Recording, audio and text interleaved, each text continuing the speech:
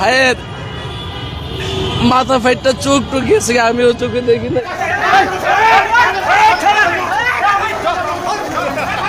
আওয়ামী লীগ, ছাত্রলীগ কিংবা ছাত্রদল নয়, সমন্বয়কদের গণধোলাই দিয়েছে তাদের এক গ্রুপ। প্রথমত ছাত্রলীগ ও ছাত্রদলের দোষ চাপালেও পরবর্তীতে উঠে এসেছে গোপন সব তথ্য। সমন্বয়কদের দুই গ্রুপের সংঘর্ষে আহত হয়েছে সমন্বয়ক রাফিসহ 30 জন সমন্বয়। প্রতিনিয়ত মার খাচ্ছে সমন্বয়কারীরা, এটাই ভাই বাস্তবতা। কারণ দেখেন, সমন্বয়কারীরা তারা ভাবছে এই দেশটা আমাদের, তাদেরকে এখন। এদিকে সাংবাদিক ও সাধারণ ছাত্রদের তোপের মুখে পড়েছেন সমন্বয়ক হাসনাত আব্দুল্লাহ। কেননা কোটা আন্দোলন শেষে সমন্বয়ক নামটি বিলুপ্তি ও বৈষম্য বিরোধী ছাত্র আন্দোলনের ব্যানারের রাজনীতি না করার কথা দিলেও বর্তমানে তারা সেই ব্যানার ব্যবহার করে রাজনীতিতে প্রবেশ করতে চাইছে।